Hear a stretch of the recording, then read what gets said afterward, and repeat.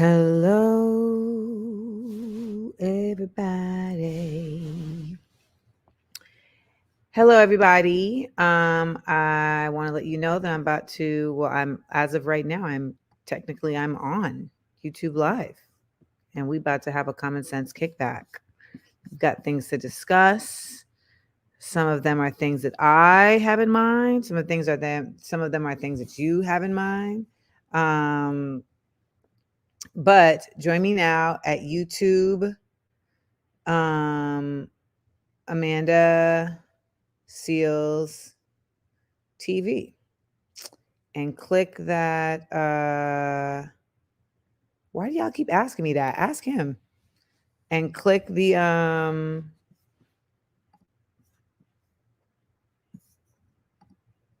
live button. Hey.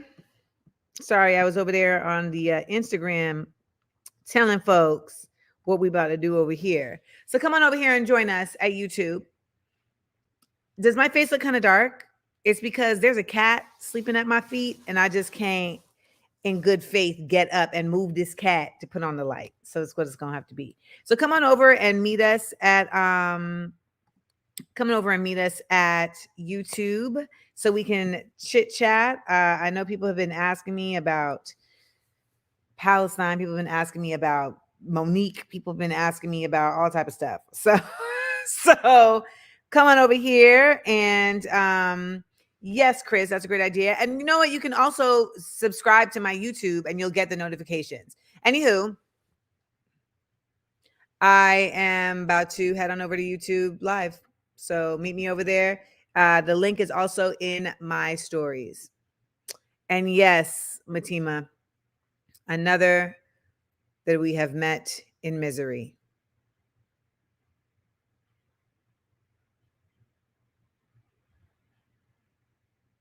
Oh, you're blocked. I don't give a fuck about you who you are. You's an activist.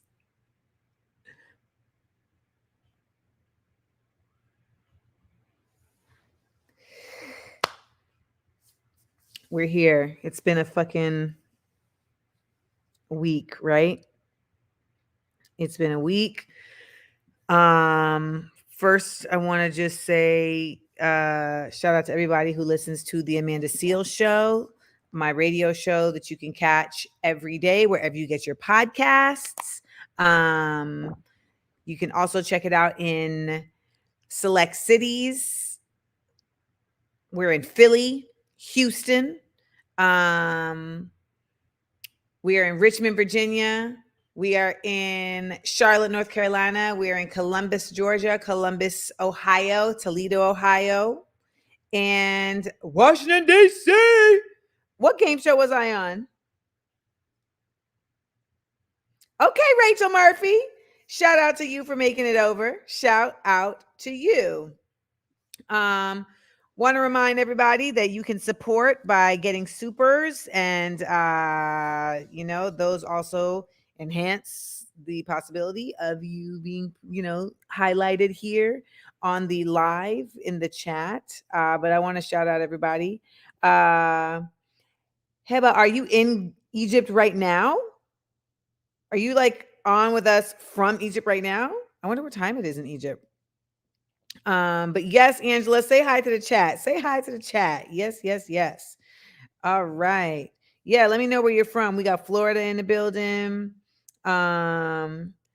Shout out to Florida at this point. I'm just like, what even is Florida?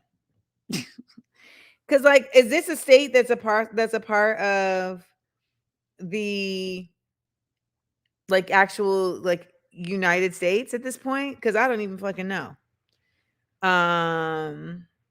Hey Detroit, what up, though? Damn. Okay, wait. Are y'all telling me where you're coming from or where you are? Wow, we have folks. We are international in here, y'all. Okay, look at that. We got Melbourne. We got. Oh wow, Maklava. We got. Okay, let's see. We got Vancouver. We got Dubai. Wow. Shukran. Yeah. No way. Saudi Arabia's in the building. Okay, we got my Trini people, Trini to the bone. Wow. Gothenburg, Sweden. I don't even think I've heard of Gothenburg, Sweden. Shout out to Jamaica. We got all in New York. We got the Bronx. We got Brooklyn. Okay, West Hollywood, right around the corner. All right. Shout out to Cali. Um, wow, we have Chicago, we got Cape Town, South Africa. No way. No way. No way. You're not hitting us up from the Maldives. No way.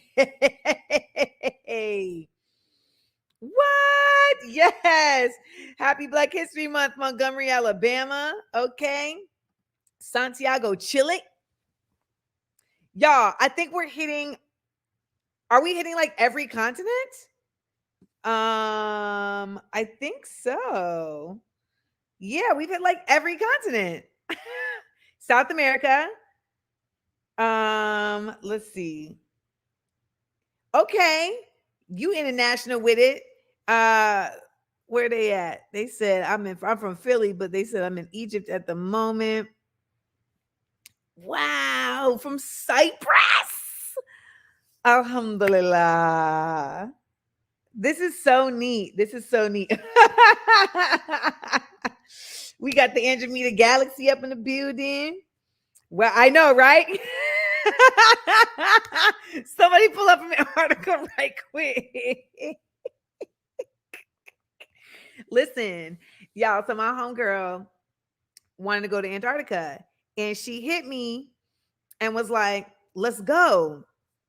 And you know when someone asks you something, but it's like while you are like doing something, so you're not even paying attention, y'all. So I say yes. And then next thing I knew, I'm like, wait, are we going to Antarctica? And hey, neighbor, I definitely was like dreading this, dreading it, dreading it, dreading it. I know, Sharon L. I know, but I was dreading it. And so then, like, she was like, yo, like, I don't like the boat that we're going on, but we were supposed to fly over the Drake's Passage. So I was like, all right. So the Drake's Passage is like this, like, very, very, like, it's like the craziest waterway, passageway ever, like, in the world.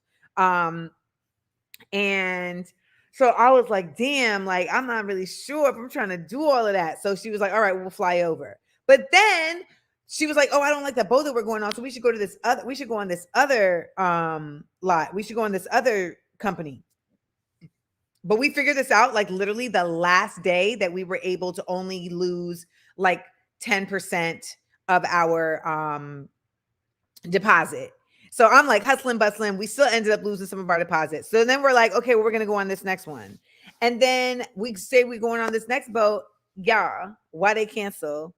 Listen, that's two things. I said 2 trip ups. I said, God don't want me to go to Antarctica. And that's it. I said, God don't want me to go to Antarctica. And I let it go. I let it go.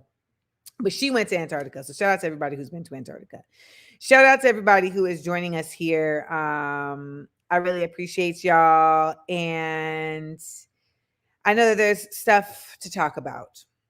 There's stuff to talk about. So what do we want to start with? What do we want to start with in terms of stuff to talk about?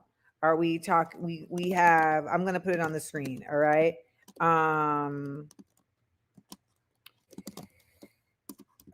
So we got the current state of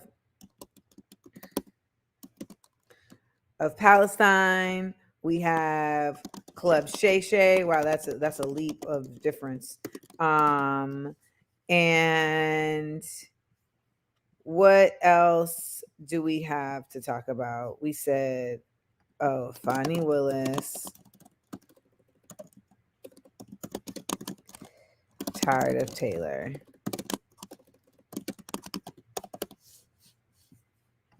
Okay. What do you want me to start with? What do you want me to start with? Because you see, people start dropping off if you ain't talking already. They like, where you at? Where you at? Hey, Dubai.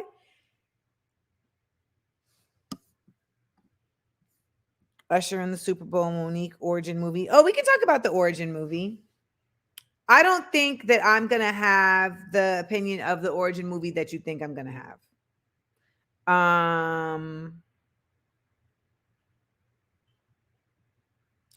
But no queers and steers. If you want that tea, you gotta subscribe to Patreon. I'm gonna tell that story on my exclusive bonus episode of Small Doses Podcast. If you all follow Small Doses Podcast, just know that I've started doing bonus episodes of Small Doses Podcast every week, and you only get them if you're a member of Patreon. And so you can sign up to be a member of the SEALs Squad, and you can check out the episodes. Okay, wait, hold on. This is incorrect. Sunday. So you wanted me to talk about Fanny, huh? Thank you, Rachel Murphy. Appreciate the love. All right. Fannie Willis in Atlanta, like, I don't fucking get it. I don't fucking get it. For those of you who are joining us, Fani Willis is the prosecutor that is on the case of Donald Trump and his election interference in Georgia. This is one of his many cases, but there's real like shit here because she had like flipped a number of the people that had like, been in his camp. So it was kind of like, yo, she about to turn this mother out. And ooh, we got to come back to this. Okay. Okay, so I am Uhura. First of all, I love your name. Shout out to the Captain Nyota Uhura. But I don't know about y'all, but do you all think that I'm bugging by saying that she was bugging to sleep with the other prosecutor on the case? Because people are like, yo, you being too hard on her. She's another Black woman. Why are you sweating her? She this shouldn't affect any of her.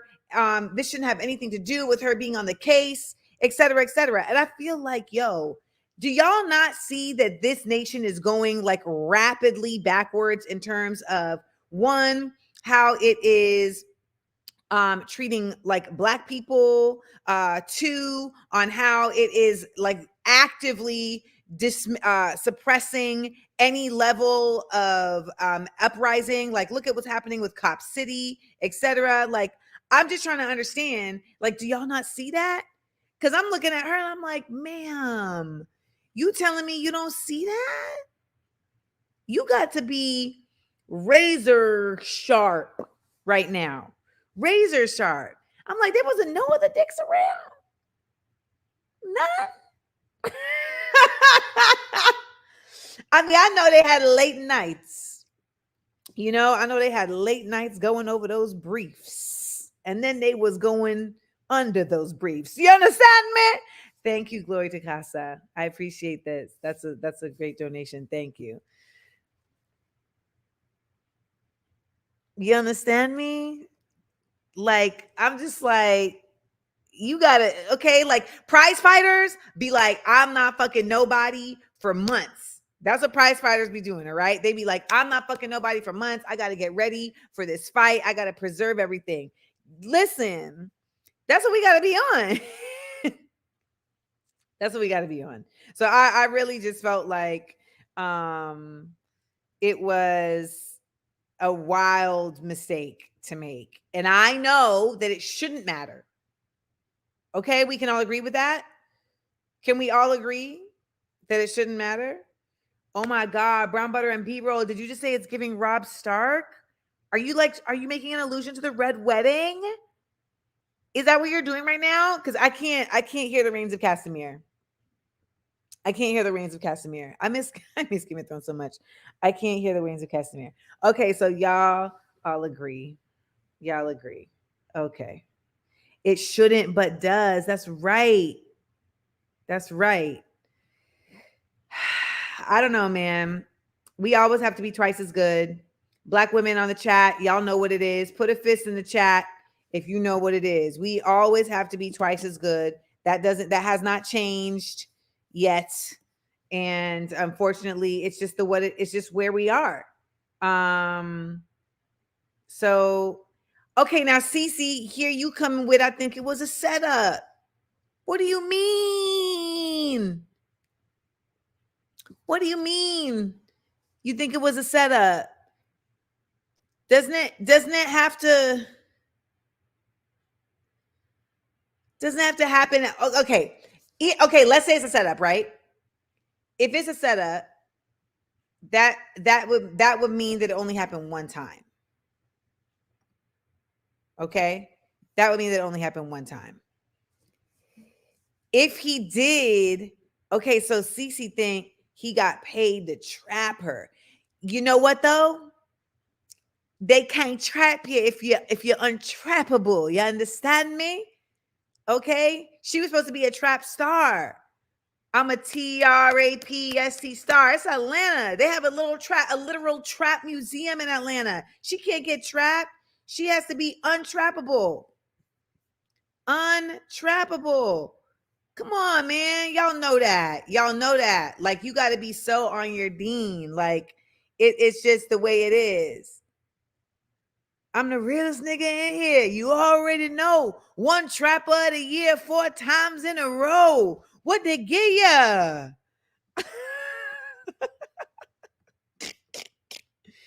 If you didn't see comedian James Davis on my radio show this week, then you need to go and get your life, because he was hilarious. What they give ya? So that's my thoughts on that. You know, I wish sis, I wish us all the best. I wish us all the best, because I really don't know how this is going to play out. And I'm getting very, very concerned. Okay? I'm getting very, very concerned. Remember to like, comment, and subscribe to the post, please. So if you're like, why is Amanda on live so much? Why is Amanda doing live so much? Because Amanda doesn't have an agent. So I lost all my agents. I had 3 agents. I had an unscripted agent. Okay. I had an acting agent. Okay. I had a writing agent, and all 3 of them are rap. And Amanda doesn't have a publicist either. So Amanda understands that it's about the fans. Okay. Yes, we talked about Tyrese being a Puerto Rican last week. And so, you know, I just was like, oh, I gotta lean back into what I know best, which is being grassroots, being independent. And so here we are.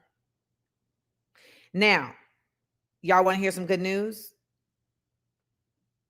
You gotta let me know that you want to hear some good news, because we do need some good news. But yeah, your niggas out here just rogue. Just out here. Thank you, Rachel Murphy. Oh my God. Thank you.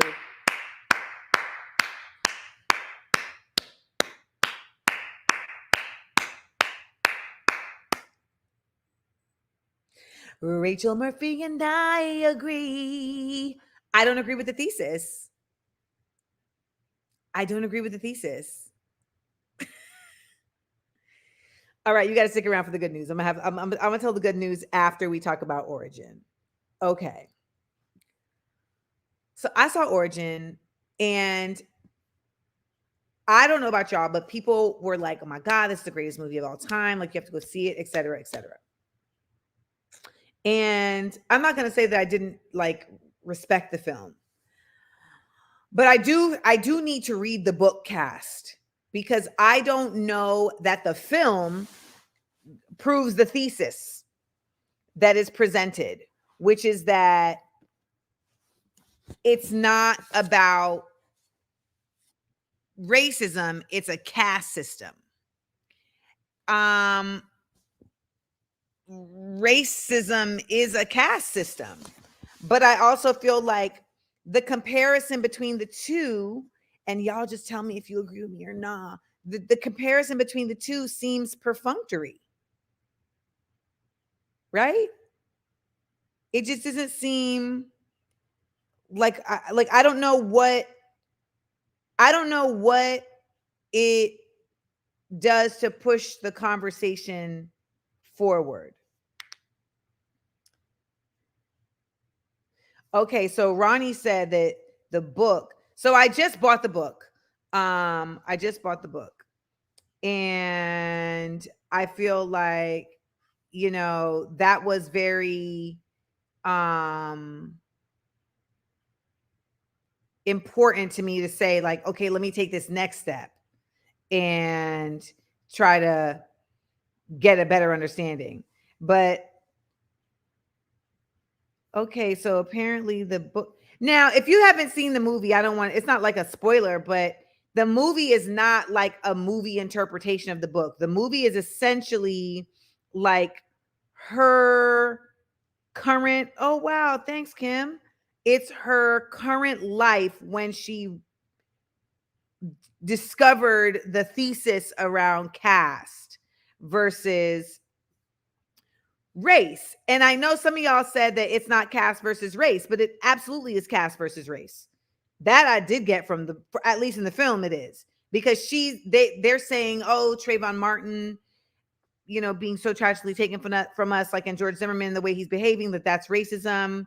And then there's like two other scenarios where she's like, so, but are we just going to call all of this racism? Like, is that really what, like, is this all racism? Like, no, like she was like, I feel like there's another level to it. But you didn't realize that origin and caste were related? Yeah, Origin is the book. Origin is the film that Ava DuVernay wrote that is about Isabel Wilkerson, the writer of caste, at the time of her life when she created the thesis around caste. So I hope that this is true, that the book of caste and race being one and the same, especially in America, goes, okay, but here's my question. How does that encourage, like, what does that encourage? What is the value of that as a thesis in terms of moving the conversation or solutions forward? Is it the concept that racism feels relegated to only one group of people, and that if it were, thanks Ronan, and that if we're able to contextualize that this is not just one group, not just one thing versus one group of people, then more of the world would be against the system that is controlling these facets, which is, in her thesis, caste. Because that's Ruby, that is my feeling. I feel like, based on the film, again, I haven't read the book, based on the film, it feels like it can, in the wrong hands, undermine the validity and the proclivity of racism. Okay, so sure, Surge 7069, is it the idea that racism is encouraged by the rich in order to keep the lower caste divided, to keep the wealth at the top? Essentially, yes. But it's in the context, but in the film, again, I'm talking about the film. In the film, it's more so identifying, like, oh, it's not just racism that operates under this mechanism, it's caste. So I mean, I don't know. I just feel like that for me was not as impactful as I wanted it to be. Am I wrong? Okay, here we go. Someone said, the book says caste is a tool used to establish racism. Yes, racism is a form of caste. If you can identify caste, you can consider how to get rid of racism. Okay, so here's my thing about this, and I'm gonna again read the book, but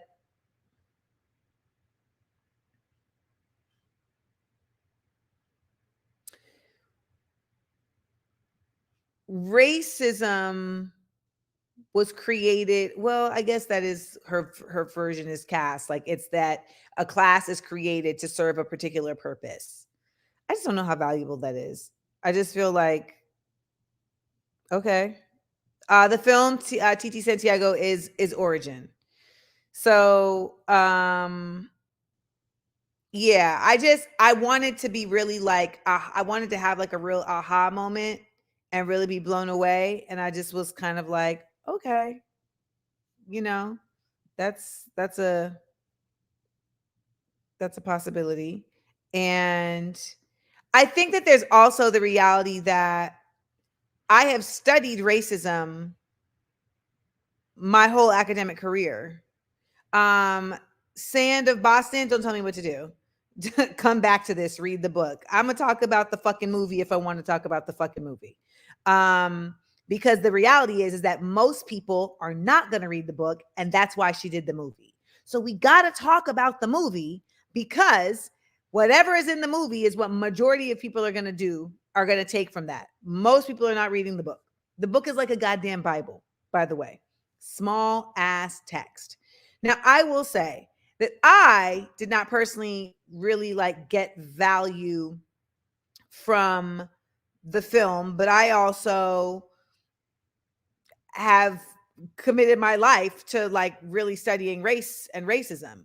So, um that's, so I'm meeting it at a different place. Whereas I feel like, so when I was walking into the movie, the white lady that was like tearing tickets was like, "Oh, look at me. Wait, did you see how old I am?" I said tearing tickets. I said tearing tickets, knowing full well I showed her my phone. We so old. We so old. Ah, we so old. Thank you, Sandra Boston. You was like, let me give me another dollar since I just annoyed her. I fuck with you. Ooh, child. But I will say that I just thought that there was okay, they do still tear tickets. Okay, because I definitely didn't even give her a ticket to tear. Okay, so Sharon, you said, I think it's because without a doubt there has been a history of racism within so many countries. Not all civilizations had a caste system.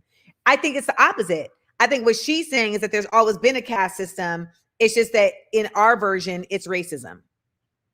I mean, for all intents and purposes, the feudal system of medieval England was a caste system. Like we learned about the feudal system. Like you had lords, you had peasants, right? And that wasn't transferable. You couldn't like marry into being a lord, right? You had to like really like be what you are. Like that was that. And I think that's what she's essentially saying is that like we're seeing caste evolve. Um, but I know Ron Cherie. I know it is because I started to read it and I was like, ooh, I'm already knee deep in Cussa. I don't know if I got the aptitude at present. Okay. I don't know if I've got the aptitude at present. I think though, and let me know what you guys think about this. Is there something valid in the reality that even if we can say that caste has been out here forever and ever, that the advent of racism as a caste system has had an exponential global effect in a way that other caste systems have not? I'll wait to see what you guys say.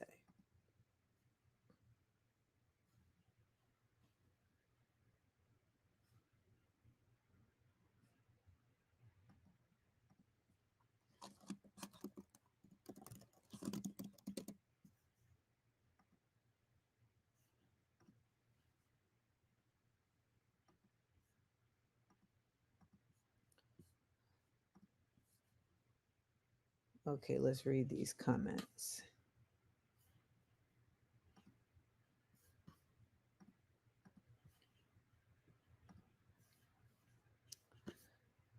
Okay. Yes, Carla, I can say it again. Is there something to be said for identifying that racism is a caste system? Um, However, its effect on, or its impact, I should say, globally as a caste system has had far more reaching effects than other, per se, more insular caste systems. Well, I don't know, Hitman. I wouldn't say that because we have seen racism be the foundational. Well, race is the foundational like undergirding of chattel slavery, right? And chattel slavery was not just partaken by Europeans, like the Arabs also were involved in chattel slavery. So, yes, Ronnie, I know. That's in the movie. But what I'm saying is I just wonder if what we're really parsing out though is to, I guess my biggest fear is that it just kind of sets the stage to say like, oh, so then it's not racism what we're doing. And that people who are duplicitous, and we've seen it, first of all, like for conservatives, for instance, are really gifted at like flipping language, at taking them, like just taking the bottom out of language, etc. So like I am like, oh, I feel like that creates an open door for them to be like, see, it's not racism. That word is no longer valid. It's something else.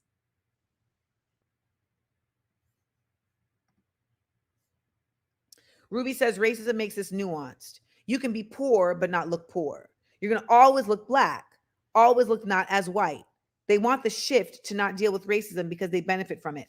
I mean, that's how I feel. I just feel like it. I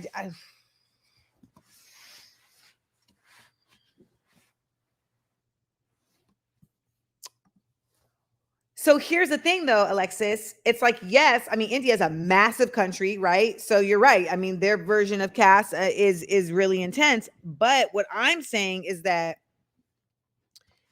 like, the way the caste system exists in India is different than racism, and racism exists far beyond India.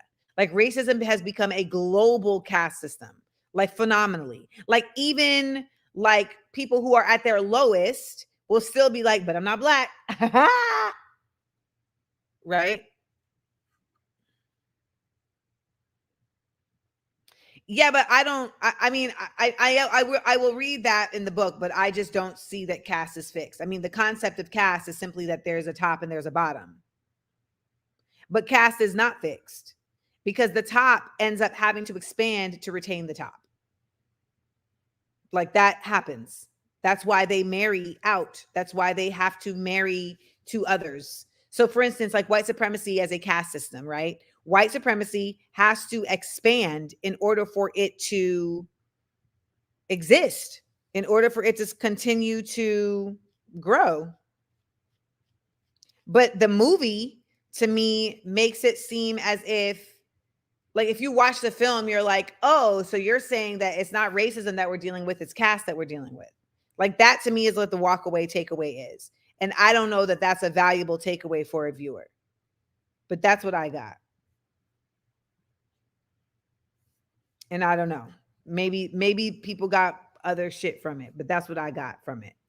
And I felt like that was that concerned me because I know that a lot of people are not going to like go beyond it.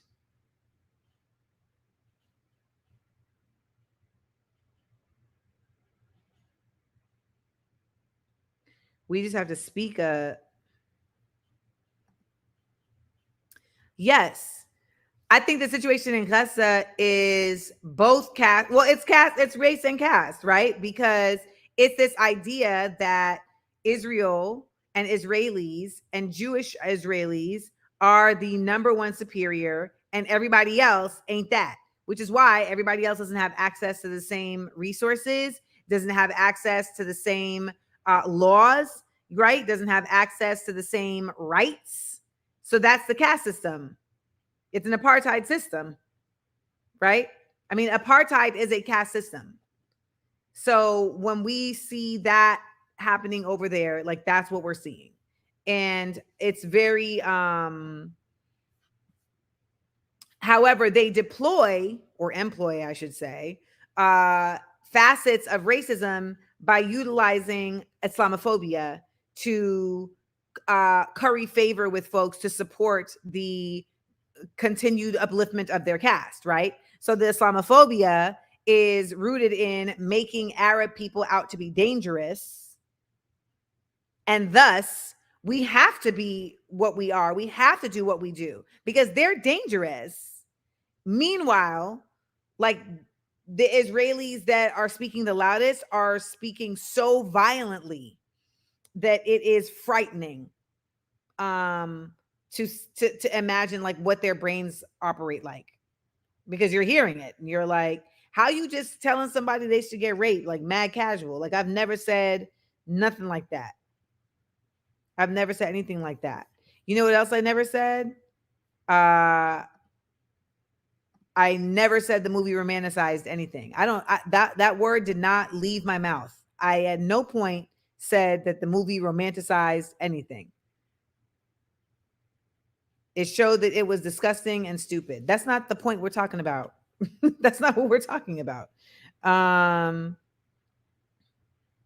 Yes. So, you know,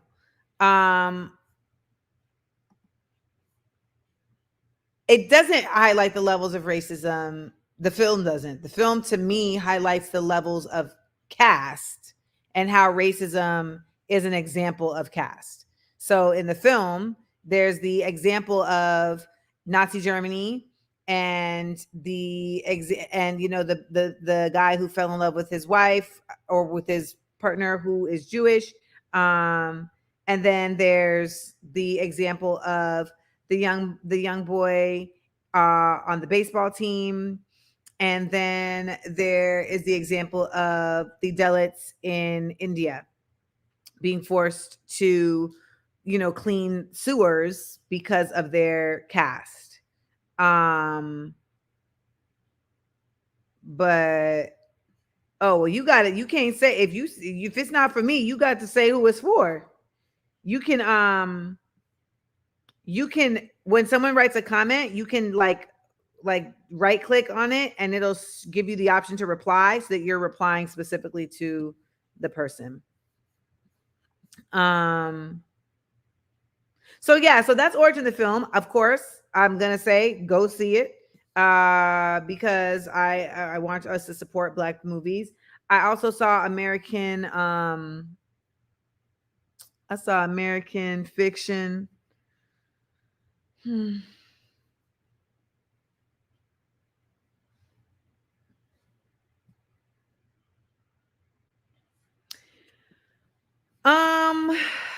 That's all I gotta say about that.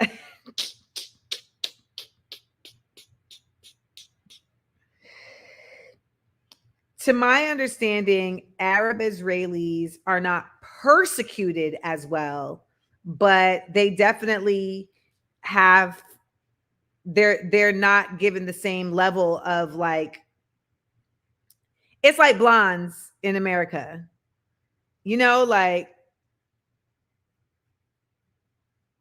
Like blondes is getting all the love. Like they're the number one example. Well, the irony of Israel carrying out the Aryan vision is just frightening. Anywho, you can't, you can't make that make sense to me at all. Okay. Interesting. Okay, so someone asked, when will we see the tide turning? Your neighbors took down their Israeli flag. Did they take it down to like get it washed? Interesting. I mean, I'm just very devastated by what we're witnessing because I don't know where the fuck 1.5 million people are supposed to go. So apparently, the way that things are supposed to go is that Netanyahu has been told that he cannot start a ground strike in Rafah until he is able to successfully evacuate Rafah.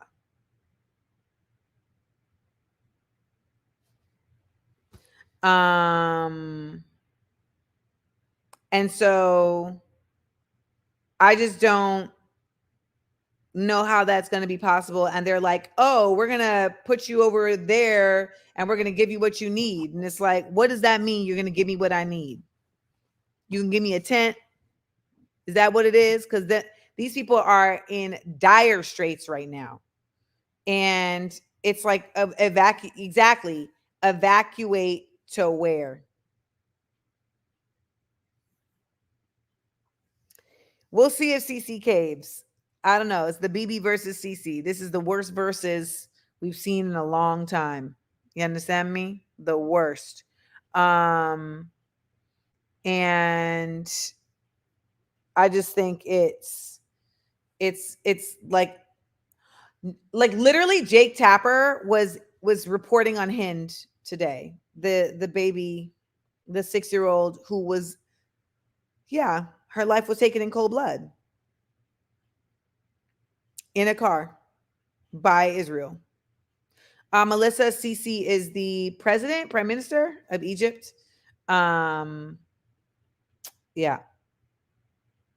So when you see that, right? When you see like CNN on that, doing that, you're like, okay, so folks is really starting to understand this shit is real.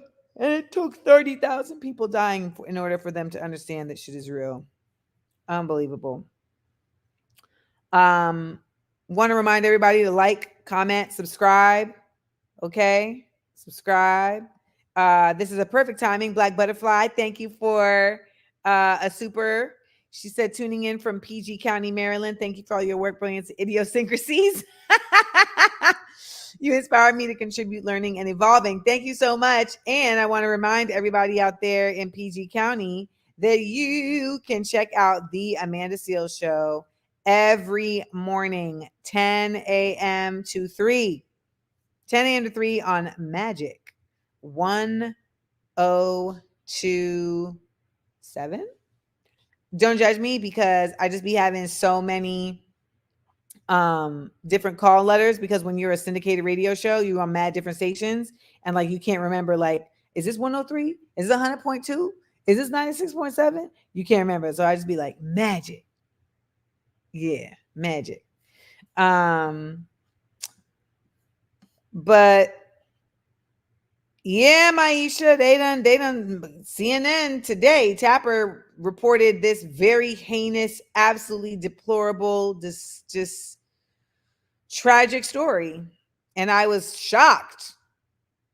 You know what Washington Post will do? Washington Post will never give, like, they'll never admit in any post that Israel did a killing. So they'll be like, doctors hit by sniper fire when trying to get to Nasser College. And you're like, who hit them? Yes, it was Israel that hit them. Why are we acting like it was some random,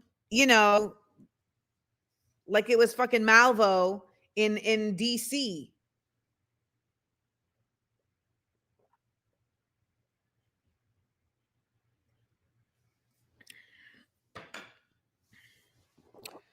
I don't know. Maybe they do. We did a live the other day with independent journalist David Heath, and he used to work for CNN and he used to work for MSNBC and all the places. And he was like, I left because I just realized I was never going to get to really say what needs to get said. And he said so many of his friends are still there, still in those places, and they are suffering in that way. They aren't able to say anything. Thank you, Black Butterfly. I'm in DC on Magic 102.3. It's just abysmal. It's just abysmal. Do I think a convo about the genocide is frustrating because people always shut down good arguments because it always goes to you are anti-Semitic and people like knowledge critical?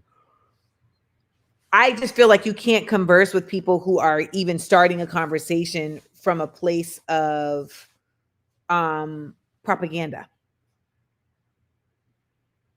You just can't.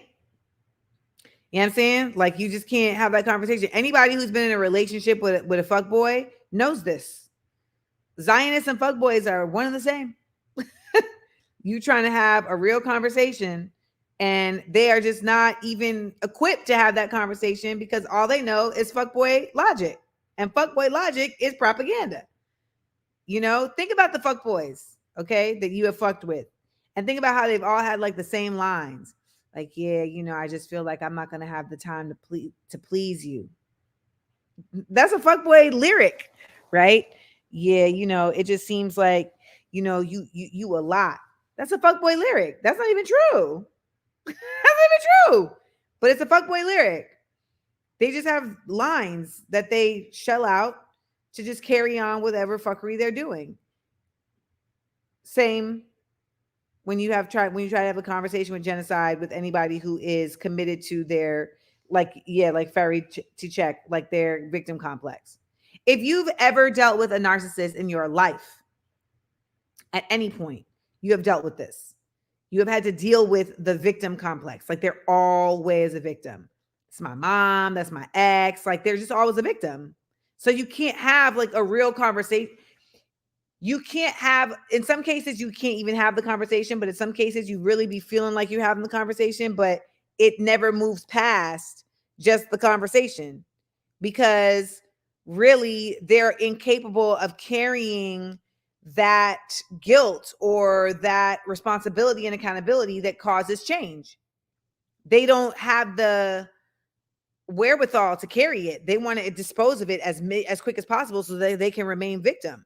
So when you're talking to people about this genocide that have that as their mindset, like they're not willing to hear anything you say. They can't. They believe it's a form of their survival. It's literally like it is a requirement of their survival that they gaslight you. Yes, because once you know better, you do better. And once you know what the real shit is, how do you continue to do what you're doing?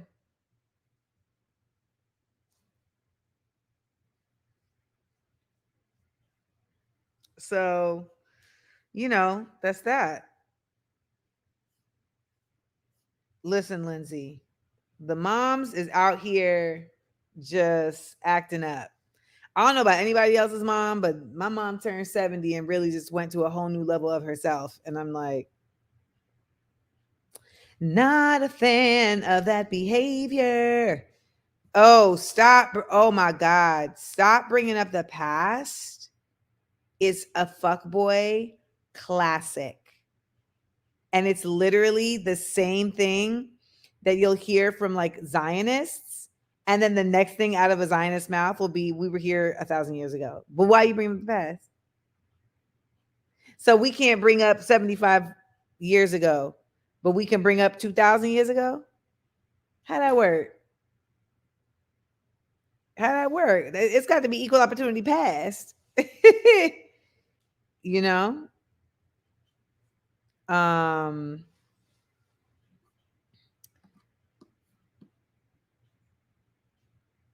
Are you fucking kidding me?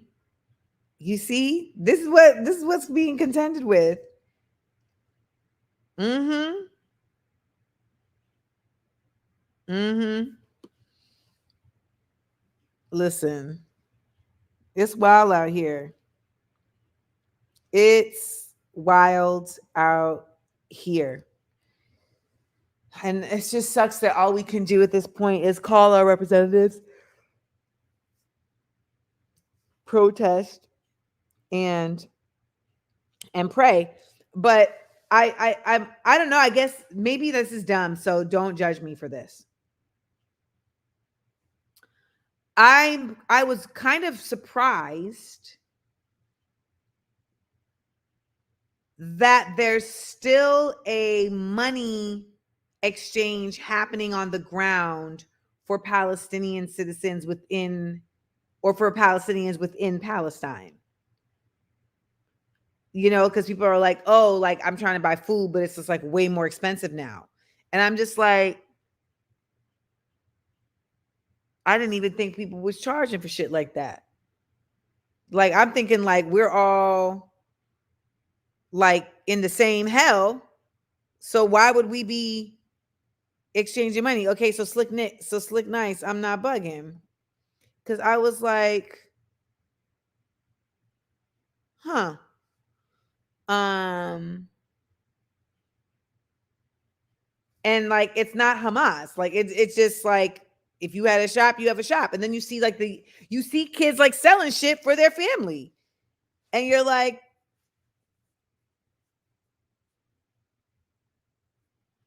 so that was just something for me that I thought literally like as a people, folks was like, listen, we gonna gather it, we got it, let's distribute it, etc. So when I saw that people were spending all this bread, I was like, on food? Um, you know, but you're right, people I was gonna try to hit a lick. People definitely I was gonna try to hit a lick. So I flew back from DC today, so I'm very tired. Um, these are my questions. These are my questions. This is what I'm trying to understand. People were really bothered by me posting a video questioning Mansour's safety. They were really bothered by this video. And people were like, you shouldn't have posted that. You'd put him in danger, etc. To be clear, I am very like I needed to post that, I feel. And I still stand on the fact that there was a green screen. I just don't know if that was something that, you know, he did out of his own volition or if that was something that um was done to him.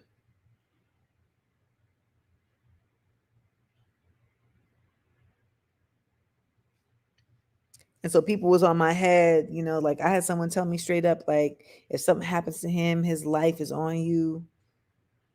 I'm like, um,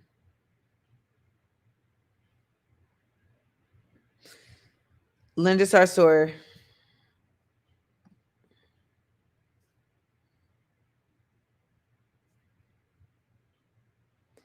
Yes, exactly. His family hasn't heard from him in several days. There's like crazy ground attacks happening in Khan Yunis. And I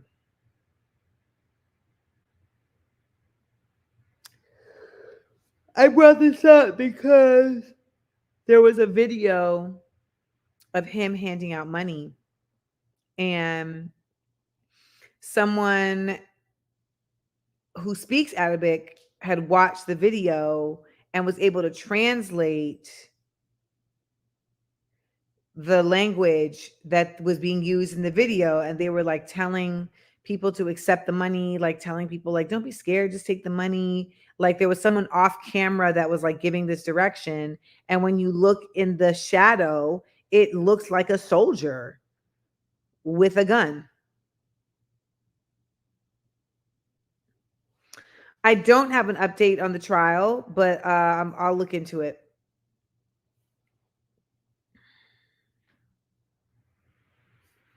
So, you know, I think that there's something really like frightening there because it definitely makes you feel like he is not in charge of his own like being at present. And oh, like that. I'm sorry that I'm yawning so much, y'all. I've been up since 5:45 Eastern. So for me right now, it's 1:19 a.m. Um, I want to remind everybody that I will be in Montgomery, Alabama on March 22nd, and that the tickets are now available on sale. Not Montgomery, Birmingham, Alabama. Why did I say Montgomery? Hold on. It is not Montgomery. It is Birmingham, Alabama.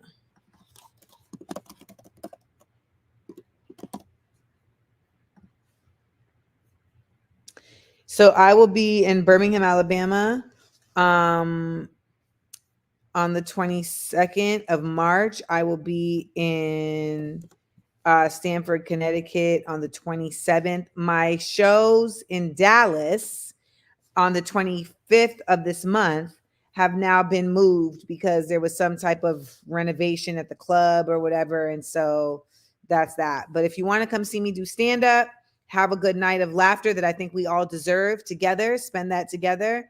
Come and get your tickets. Go to amandaseals.com and get your tickets. I know Kimberly Holmes, but it's going to come back. The Dallas dates are going to come back. Like, they're not all the way gone. We're just trying to figure out what they are.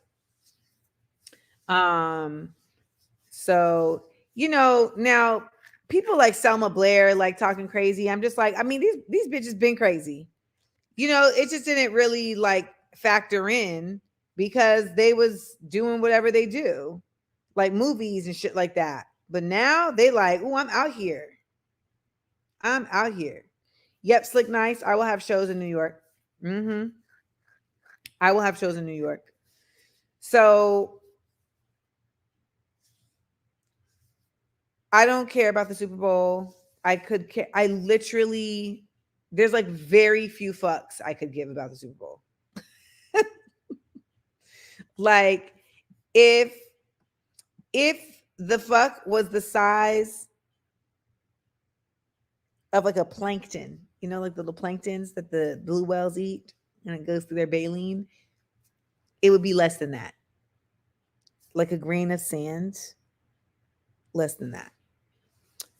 Okay, so let me address this real quick. Smart, Funny, and Black is my comedy game show. And you asked, is it still a thing? Smart, Funny, and Black will never not be a thing. It's just that I'm on pause right now because I did not tour all last year and I need to rebuild my business. And Smart, Funny, and Black costs a lot to do. So I really need to do solo shows right now because I get more bang for my buck. I don't know if you were here earlier, but I was just saying how I don't have any agents anymore. I don't have a publicist anymore. I basically have like a touring manager. And so I really need to do my best to get my bread up so that I can continue to do what I do. And I love Smart, Funny, and Black. And I love doing Smart, Funny, and Black. And it is a very big necessity. But I just need to pause for a second. But I do have good news. And I told y'all I was going to tell you my good news. And your girl just signed my next book deal. Yay!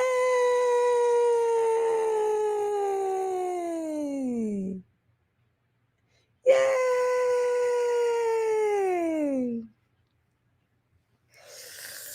But I got to write the book by August. That's what I was told. So that's how you know, by the way, that these agents dropped me on some fuck shit, because how you drop me right before the deal gets signed and don't take commission. Lying ass. Cindy. Lying ass.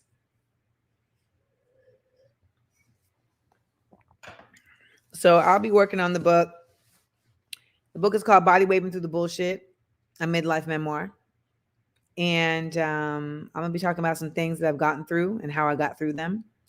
And I will be sharing on my Patreon passages as I write, as I move through it. So I'm excited to be able to do that and share that with y'all. I also have like something else that I'm working on, but I don't want to announce it yet. Listen, but Samira, August is soon as fuck. But you know what? I'm challenging myself to like, that's like when, so basically like if I finish it by August, it'll come out fall of 2025. Whereas if we push, it won't come out until spring of 2026. Now, my other book, Small Doses, Small Doses, Potent Truths Everyday Use, is, available in paperback and hardcover. but it kicked my ass. Like legit, it kicked my ass. So it kicked my ass because the format that I wrote it in was like story and then lists and then essays. And it was really the essays that really like broke me down because it felt like I was back in school and it was just so dense. It was just so dense. So, I mean, Small Doses was 320 pages. Mm-hmm. So I don't even think it's about how often you have to write. It's just a matter of how quickly, that you get the ideas out of your head and onto the page. When I'm writing a narrative story, so if I'm like telling about a story of my life or something, like I can write that much faster than when I'm trying to form like very specific thoughts that are coming from more of like an academic logic mind, like comparative analysis. So that's something that I feel like um I spared myself this time. So I feel like I'm much better in terms of like being able to pull this off. But we're going to see. And if you follow my Patreon, if you, subscribe to my Patreon, you're going to watch and you'll see. Because listen, writing is a very solitary task. Like no one actually likes writing. You just like having written. So, but so I wanted to share that with you guys. I'm very excited about it. I think I'm very fortunate to still be able to get to work on my merit. And yeah, Mark and I are not, he said Mark Lamont Hill and I should host a show together. So fun fact, Smart, Funny, and Black actually started out as a comedy showcase in New York. And me and Mark Lamont Hill used to host that show together. Mm-hmm. So that's a fun fact for you. But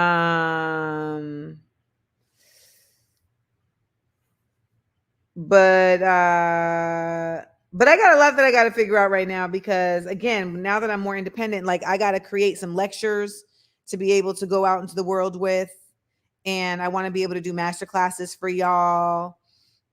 Just really leaning into my education stuff. Bougie Nomad, I'm going to talk about the Persian Man on tomorrow's recording of Small Doses bonus episode. So you have to be on my Patreon to get it. But I feel like it's nice to be doing the comedy shows though, because they really do provide a balance. We all are in the room just laughing together and having a cathartic, like a relief and a release, a relief and a release. Yes, I have a graduate degree in African American Studies from Columbia. Nope.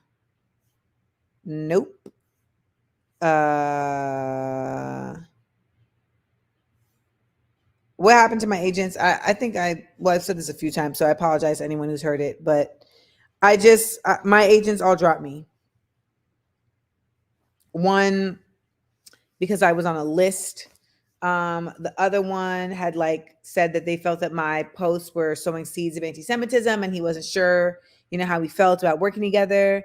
And then I just took that as like, I guess we're not working together. And then 3 weeks later, he hit me and was like, actually, okay, we're still good. And I was just like, well, I just don't even feel good about this because you are basically like going to have to negotiate how you negotiate. And so we went our separate ways. And then the third agent said that she can't work with me because she doesn't think it's a good idea to work with me if he's not working with me. I was like, go ahead. Why are you lying to my fucking face? Thank you so much. So, okay, understand this next book is just going to be words. It ain't going to be pictures, y'all. I know y'all love a picture book. It ain't going to be pictures. It ain't going to be pictures. Okay. So y'all about to make me put up a banner saying that the intern combo, that the Persian Man airplane combo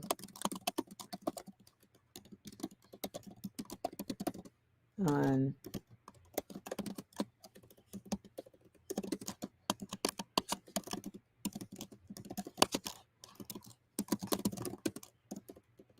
okay.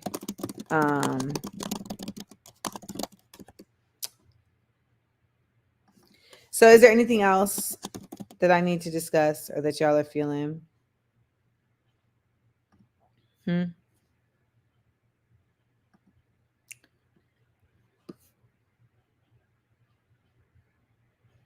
How y'all feel? Sometimes I be like, damn, I'm not giving them a lot of energy. I'm literally in here in a robe.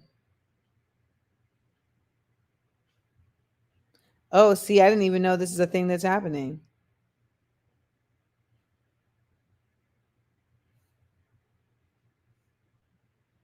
I didn't even know that was a thing that's happening. What are the difference between the 5-month Patreon? It says it right there on the Patreon.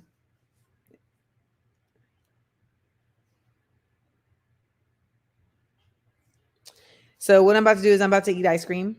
We've been on here for an hour. So we get 5 minutes to answer questions. So if anybody got any questions, this is the time. Write them out. Throw them out there. It's question time. It's question time. It's question time. It's question time. You got questions? You got questions? You got questions? I'ma answer them. Okay, real quick. Bam, bam, bam. Bullet the Bunny, what are we going to do with things in Gaza that we know is going to happen? How are you planning to cope? Um, I will probably try to step away from my phone for a few days. But I saw a video today where Alice Walker was saying that she was so invested in her passion for Palestine that she gave herself a stroke. And I reposted it to my page, to my stories, so you can check it out. Okay, thoughts on Monique? I didn't watch the interview. I didn't get a chance to because I've been traveling all week and just kind of doing my own stuff. But I just feel like it seems like that platform is becoming a place where people go to just like vent about people they don't like. And you know what? At one point in time, I feel like I would have gone there to do that. Um, but I just feel like even the way that I would vent about people I don't like at this point has changed. It's not to say that I won't still have shit to say, but I feel like I'm a bit more. I don't feel like I have that chip on my shoulder in the same way. Um. Okay. Are you coming to California? I mean, I live in California, so I will eventually do a show here. Yes, absolutely.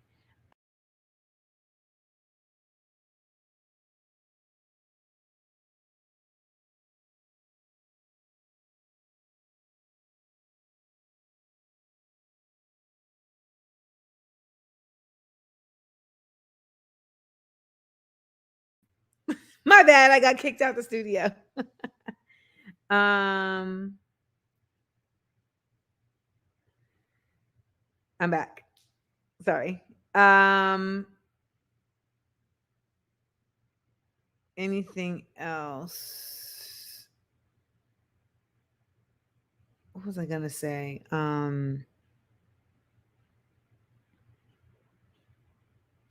Do I consider myself blacklisted? Effectively, yeah. At present, I mean, I don't have the levers in place that usually make this um town function. So, yeah. Um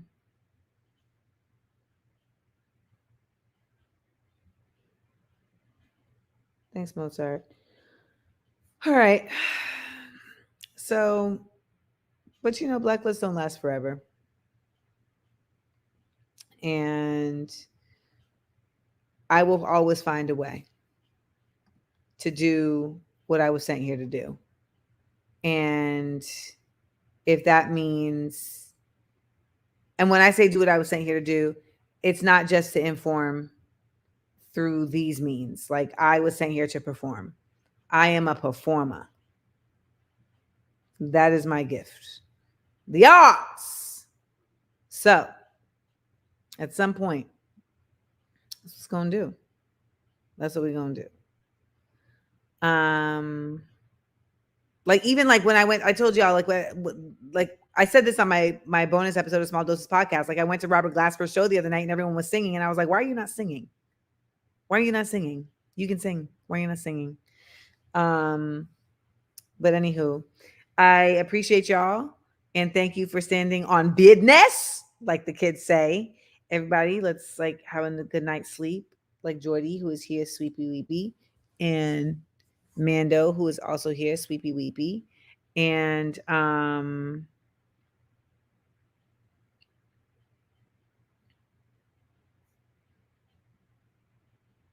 no, I don't talk to her. In navigating the challenges you face, how have you found strength in your unique voice and perspective as a black? I find strength in education. I find strength in not just like committing to making jokes, but like trying to also teach at the same time. And so that makes you feel like you got to really like stick with it. All right, that was my last one. You guys have been great. I appreciate you as always. Please remember to like, comment, and subscribe before you go. Also, remember to check out Small Doses Podcast wherever you get your podcasts. Also, you know what it is. Make sure that you subscribe to Patreon and become a member of the SEAL Squad. But last but not least, I just want y'all to know that the Amanda Seales Show is my radio show and it is the bomb. Okay. I went to Wilmington, Delaware this week. By the way, I did not know that there were so many Black people in Wilmington, freaking Delaware. And they are deep in the streets and they knew the theme song. We ain't nobody's fool. We shaking up the system. We write unwritten rules. We speak, the world gon' listen. We rise and shine. We up, we up, we up. The Amanda Seales Show. We up, we up, we up. Yes, Sloan, you better shout out 100.3 WRMB. And like the people at the event like knew the theme song. I was like, oh my God. I said, we up. They said, we up, we up, we up. So I was definitely really like open. But the Amanda Seales Show is my baby. I am wholly committed with my show to using it as a platform of education for the masses. The whole team at Radio One knows this. I do not play around with that. I am so glad that I'm on a Black network and that they are very committed to like, all right, Amanda says she's going to be about this Blackness. And again, it doesn't stop anybody else from listening, but that is the perspective that I'm coming from. Shout out to Dale Hughley, Ricky Smiley, The Morning Hustle, Erica Campbell. Like those are all of my colleagues at Radio One, and it's just really, it's really cool. I also want to let y'all know that I will be doing I'll be doing a YouTube Live, a Common Sense Kickback on Tuesday, 7:30 Pacific, 10:30 Eastern, with Dara Tucker to talk about Project 2025. I would like everybody who's here right now, I would love for you to research, at least watch one video. I'm going to ask you to just watch one video about Project 2025 before you come to the Common Sense Kickback at 7:30 on Tuesday. Set your calendars, subscribe, get alerts so that you can be there. 7:30 PST, 10:30 EST. Dara Tucker, you can actually go to her Instagram page at Dara Tucker, and you can get your crash course in Project 2025, which is what conservatives are planning to do upon a conservative win in the White House. And the reason why it's so insidious is because it is so doable. And we got to really get in the weeds with this. So really excited to have Dara on, and she is just brilliant and she's very articulate and she's going to be breaking it down. And so we're going to have her join us. And that's going to be again, 7:30 Pacific, 10:30 Eastern on Tuesday here at the Common Sense Kickback on YouTube, Amanda Seales TV. All right. Amanda Seales TV. So again, watch something about Project 2025 before you come to the conversation so you can have like robust questions, you know what I'm saying? So that you can really be a part of the interaction. Someone asked if I'm going to have Greg Stoker on. I mean, I hope so. Yeah, I would love to see Stoker on here. I would love to have Greg Stoker on here. So I have a list of folks that that I definitely want to bring on the Common Sense Kickback, and this is just a different vibe than my Small Doses podcast. Small Doses podcast is all about self-improvement. It's about educating, but from a like mindfulness kind of space, whereas this over here is information. But if you haven't listened to the latest Small Doses episode with Sherilyn Eiffel, who is the former head of the NAACP Legal Defense Fund, Civil Rights, Side Effects of Civil Rights, Part 1, honey child, get into it. I had to put it into 2 parts because she was dropping so many goddamn gems that I was like, I gotta give it to the people. I gotta give it to the people. You know what? So Butch Ware follows me. And Sunny has been on the podcast. Look it up in Apple. I can't remember what her episode was because it was like a unique name. But Sunny did the podcast in summer of 2020, I think. Oh, I'm so glad to hear that, Kim. So glad to hear that. But I'm going to look into interviewing Butch Ware. I'm not sure what topic that we would talk about per se. But so you have to understand, like sometimes it's like a Venn diagram. There's like people that I would have like just on Small Doses, and there's people that I would have like over here on Common Sense Kickback. And then there's like the people that fit in the middle and that, you try and get on both if at all possible. But nonetheless, that's what I'm doing. Keep it locked. Subscribe. Remember to like and comment right here. Share. You guys are literally the grassroots support of the Amanda Seales brand, the ecosystem of edutainment. That is what we're building. I am working as hard as I fucking can to be self-reliant, just based on grassroots support. And who knows how long that will take. But as you can see, I'm putting in the work and I plan to continue to do so. Have a good night.